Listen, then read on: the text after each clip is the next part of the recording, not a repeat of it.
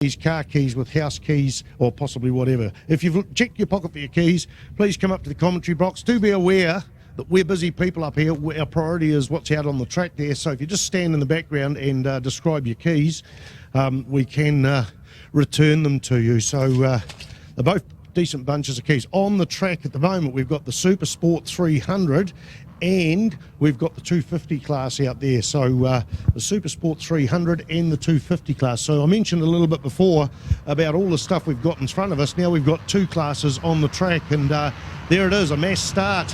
There was a gap in the grid there, but a mass start, and they're going off into turn one. So Nick Kane leads the championship by 70 points ahead of Jackson Cotton on the 250 production. This could be the class that we see clinched today, or one of the classes. There is 70 points between. We've got 75 points available this weekend. So if somebody gets a win out there at the moment, it'd have to be Nick Kane. If he gets a win and Jackson's in second place, that'll be 75 points. And it'll be an unassailable lead. So let's get back to what's on the track there as well. We've got the 300 lightweight, which was out in the front. It used to be called, in fact, what's it called? It's called Super Sport 300. It used to be called 300 lightweight. So it's a name change only. Reagan Phibbs there on 83 out in the front there, followed by Dennis Charlotte. Good, easy bikes to pick up. We can't see right off into the distance there, but the orange bike of Dennis Charlotte on the number 88 bike is out there in second place. Now, the qualifying sheet was Reagan Phibbs, Dennis Charlotte, half a second between them nearly. Sam Golter, Andy McLaughlin, Gavin Botmeyer, James Barnum, Nick Burke, Josh Goddard, Grant Ramage, Jacob Stroud. That's the top 10. We've got to go to 250 production because they've got every, there's a championship and a race as well. Jackson Cotton, Leon Jacobs, Nick Kane, Harry Parker, Luke Huddleston, James Doherty, Angus Boyd, Angela Charlotte, Philip Lowe and Olivia Goddard from Dunedin there. In the 250 class. So coming down, we're looking on the Ctas footage there.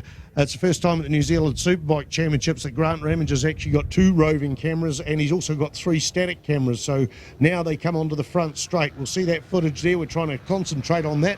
Also what's going on along. Oh, they go across the line so close together. It wasn't even half a bike length. In fact, it was less than 66 100ths of a second, 59,000. So the action's been like this all the way through the season. So those two have got a bit of a breakaway. But when I say a breakaway, there's probably only 15, maybe 20 bike lengths back to number 1, Andy McLaughlin there. In 4th place, I'm going to have to call that as Jacob Stroud on the 41 machine, the KTM 390. And I'm going to throw you over to John Dyson. I hope he remembers, because he has various classes he's following. And are you familiar with the different capacities and the different cylinders of these bikes? Well, yes, the Super Sport 300 follows what the World Superbike Championship is doing now. So there's a couple of different manufacturers in there. Yamaha with its R3, Kawasaki with the Ninja 300, and a popular bike also in there is the KTM single cylinder 390. But in the 250 production, it's basically a one-make series. Kawasaki seems to rule the roost with the 250 Ninja. So yes, you can differentiate between the bikes. The blue number plates with the white numbers are the Super Sport 300, and the orange number plates with the black numbers are the 250 production bikes.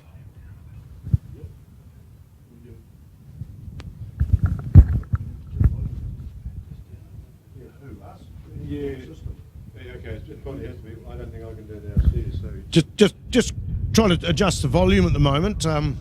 Yeah, so just bear with me. We'll go over to Jared there, and we've got a bit of feedback in the microphone system. Let's have a look how out the racetrack here. The 300 lightweight there in the lead. We've got Dennis Charlotte on the inside line. Then there's Reagan Phibbs and Andy McLaughlin. Jared. Sorry, mate. He's just come back from the bottom, having a bit of a breather. We're trying to get some sound system sorted out a little bit. So I think I need to disappear for a minute because it is important. But that's it. The 2 bikes out the front. In 3rd place, Andy McLaughlin. Then it is Jacob Stroud, and hot on the heels of Jacob Stroud is Sam Golder from Ashburton, and then Josh Goddard. Josh has had some wins over the last couple of seasons in this class. Change of position coming up to turn 7. Reagan Phibbs on the inside of Dennis Charlotte as they went across the start-finish line. Before it was Charlotte in the front. So they're battling all the way through. There was a gap, as I said, of 59 thousandths in the first lap, and then it was 0.149 of a second. So 3 times the distance. I'll give you an idea. That's about a bike and a half length as opposed to 3/4 of a bike length, Jared. Very, very tight little race, this one. Dennis Charlotte, he's pretty much won almost every single class in the New Zealand Superbike Championship, hasn't he? Started off on a 125, then was a superstar on the Supersport 600s, and very fast down the blocks, and won the Superbike Championship as well for Underground Brown, and now back there teaching these young guys and stuff how to ride these little 300s. Yeah, Dennis was saying it's probably the most fun he's had on a bike in quite a long time. Compared with what he's ridden before, virtually no power, so it's all about corner speed. Dennis being the master of corner speed, starting off onto the 125s and stuff, and he brought it along onto the 600 and went very well on that. But then it took him a little bit to get used to it, but he grafted his way there, and he was a superstar on a superbike as well, winning the New Zealand Superbike Championship. Yeah, he's a great rider, is Dennis. He can turn his hand to any bike. Looking like this is going to be a real good battle between Dennis Charlotte and Regan Phipps, just pulling away from our current champion, Andy McLaughlin, in 3rd place. Okay, so we're going to have to try and find the 250s because they're out on the racetrack as well. We're looking at our screen. They're not on that particular screen. We've got to go right the way back. In fact, is it Jack Condon? What's Jack Condon? Jackson Cotton. Jackson Cotton is the we should be looking for. We've got 15 on our screen. It does not show the 250s. So right now it's all going to be about the Super Sport 300 classes. It's very difficult to keep up with all these screens, and actually having something with the split classes on there is even more difficult, you know. Yes, we can have a screen with a smaller with smaller fonts on there. Of course, that means the eyes have got to get closer and end up getting dribble on the screen. It's just about the workability. Oh, look at that battle on Ctas Live there, right up into the top corner. Those two guys at the front, Regan Phibbs and Dennis Charlotte, absolutely hammer and tong. Looks like Phibbs is in the lead on the Blight fluorescent machine. The number 83 machine coming down that long straight. Dennis Charlotte's right in there, half a bike length. It's all about slipstreaming here. Who's it going to be into the flip-flop there? Charlotte tries up on the inside. He gets through there. Regan Phibbs has to settle in behind him as they come on to the front straight. And, of course, this is a how many lap race there, boys? We've got to keep an eye on that. A lot of things going on. It's another thing we have to keep an eye on. They went across the start-finish line. I said before it was 59 thousandths of a second between first and second, just 1 thousandth of a second difference now, 60 thousandths of a second, and there's nothing in it, and it is Dennis Charlotte in the lead. It changed, I think, on turn 1 there. So this battle's out in the front. The battle for 3rd, 4th and 5th is still a magic battle, with Jacob Stroud has got now ahead of Andy McLaughlin on the 2 KTM. So it's number 41 in 3rd spot.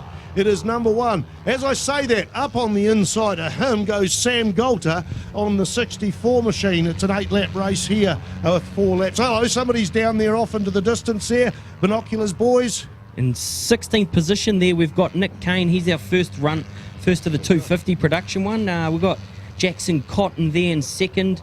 And we've got Leon Jacobs there, so that's the first 3 in the 250 class there. That's great. You've got one of these fancy smartphones there. You must have saved up for a while for that one. Good on you, J-Rod. It's not mine. It's great to have him on the commentary team, and thank you, MNZ, for picking him up. We will have the Alpha, Neil Ritchie, back tomorrow. Neil's got another commitment. We've got a red flag situation, folks. So, right, we're only 4 laps through. It'll go back a lap, so this will not be an entire race. So red flag situation out. Okay, so the bike's line on their side over there. We've got those Hamilton Motorcycle Club members scooting out there. They're all volunteers, and thank you very much for them to come along and give away their weekend, helping us out. And a big thank you to Hamilton Motorcycle Club for hosting this event. They also do their winter series, which I was lucky enough to come down and commentate and ride at this year. And thank you very much. And working alongside them is Ctas. And if you've got the relatives sitting there and they want to know what you're doing and stuff, tell them to just beam in there. Unless you find them. Looking at a restart here, 4 laps to go, and it is the 2 championships, 33 points between the 300 class and 70 points between Nick Kane and Jackson Cotton in the 250 class. You'll see the 250s going off there. We're going to try and get Jared to try and follow that class. We need to assign a commentator to each class. So there it is. Harry Parker leads that class into turn 1. That's a 250 class. The tail end. Oh, low. Reagan Phibbs goes down and he's up. He's off the track there. All safe. Reagan Phibbs. I think that was, what end did he lose then? Both at the end of it? I think he lost the rear coming out of turn 1 there. Both of them got off and tussled down into turn 1. Dennis has always been fast down the blocks, and yeah, unfortunately he's just slipped off. He's remounted. I don't know if he's allowed to though, Spider. Oh no, he's just pushing the bike off there. No, definitely, and he did do the mistake. Once you crash, you must remain off the track, and the simple reason for that is you never know with alloy parts whether they're cracked, or you never know with modern water-cooled and liquid-cooled bikes whether you've cracked a casing or something like that. And the last thing you want is, even if the oil containment systems that these bikes have, is the last thing you want is residue spread all around the track, because it's a simple health hazard, mate. People fall off motorbikes from that, but it can also delay the whole meeting. So Reagan Phibbs has gone off there. Well, this is a game changer for the championships, because right now there's 33 points in it ahead that Reagan Phibbs is there. So Dennis Charlotte, if he wins this race, he'll close that gap up with 25 points. That'll be within 8 for tomorrow. So that means the championship is within his grasp. Here he is coming down that long straight on the number 88 machine. We're going to try and pick up the 250 production class. Hopefully Jared can. It's a difficult job to do. They have got different coloured number boards, and it is a tough job to do. We're not trying to make excuses. We're trying to give them their respect and their share of the commentary. Right now, coming onto the front straight, you can't miss that bike. Dennis Charlotte, 88. You don't even need to look at the number. Andy McLaughlin comes up beside him. Is he going to go into turn 1 there? They're both hard on there. McLaughlin up on the inside, and he takes it into turn 1. Dennis comes right on the back. Almost had to slow off there. I think he slowed back a bit, because he didn't run into the back, but whoa, what a hot race there.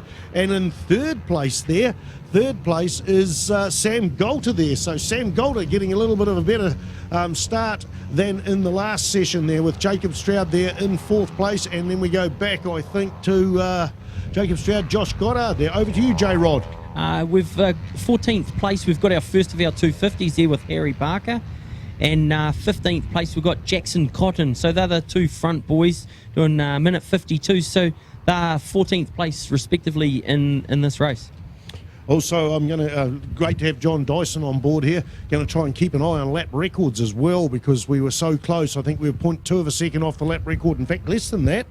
I'm going to go to lap records. It was a 1:32.44 for the Supersport 600 held by Damon Rees. I think Avalon Biddle did a 1:32.6 something, so 20 thousandths of a second or thereabout. That's only from my memory, so that's where we're at. We don't have those timing sheets in front of us at the moment. We wouldn't even, if we ever had them, we wouldn't be using them, because there's so much to look at. But look at that lead that Andy McLaughlin, he wears the number 1 plate because he is the New Zealand champion from last year, but he hasn't had a hell of a lot of strong showings up during the season. But look at them, 2, 4, 6 bikes, and you could throw a large blanket over there. Of those 6 bikes, there's less than 4 bike lengths between one set of that. Somebody going right up on the inside from 6th to 5th place there. 6th to 5th place. So it's Andy McLaughlin, Dennis Charlotte, and then it's Josh Goddard there on the 37 machine. Sam Golter, James Barnum was the man that dived up on Jacob Stroud. James Barman, 99. He had a couple of slips there out of turn 1, so Jacob Stroud now is back into 5th place. And a change of position there for 3rd and 4th. Makes it stick. That's an unusual place to pass there, Jared. That was out of turn 2, mate. Did you see that happening? It was a beautiful move, a standard Taupo one. Normally you scoot around the outside into turn 3 and have a little bit of grunt up there, but he scooted up the inside into turn 3. So this pack is really tight. Like, we've had Jacob Stroud at our Hamilton Club rounds dominating, and look at this. There's 7 guys all in a pack, and like you say, you can throw a blanket over it. As we go, there's a replay on Ctas Live of that magic pass. Well, Grant Collingwood, mate, does the replay there. Here's the commentators crow about all that, and we've got the live timing interrupted there, and we've got a replay there, so action aplenty. 4-lap race here for the thing. The fastest man on the track, a 1:44.554, is Joshua Goddard there. So I'm just trying to look across here. A 144. The lap record, that's a new lap record. The one we have at the moment is a 145. So a lap record for that class. What about the 250 production? The fastest lap, a 150.397, a 150.397, 147.617. So nowhere near that for the 250. That was held by Tim MacArthur. So the white flag is out. We have 2 laps to go. It's ready to come out. Well, it's actually out, but it's ready because we got no lappers coming across. So Dennis Charlotte back in the lead, followed by Andy McLaughlin. And then it is a change of position for 3rd place. Sam Gould has moved up there. Jacob Stroud, Josh Goddard, Grant Ramage. We haven't mentioned that name. James Barnum's disappeared. He's out of the action. I don't know whether he's broken down or crashed. We can't see any yellows up anywhere. But James Barnum there has dropped out of the picture. There we go there, Spider, looking for another little move up into turn 3 there. He worked, and he's lost a position to Stroud. He worked his magic down there the lap before, getting the slow-mo on Ctas, and then it's just, unfortunately, it's that tight a racing that he's lost a position. But he's just made it up again.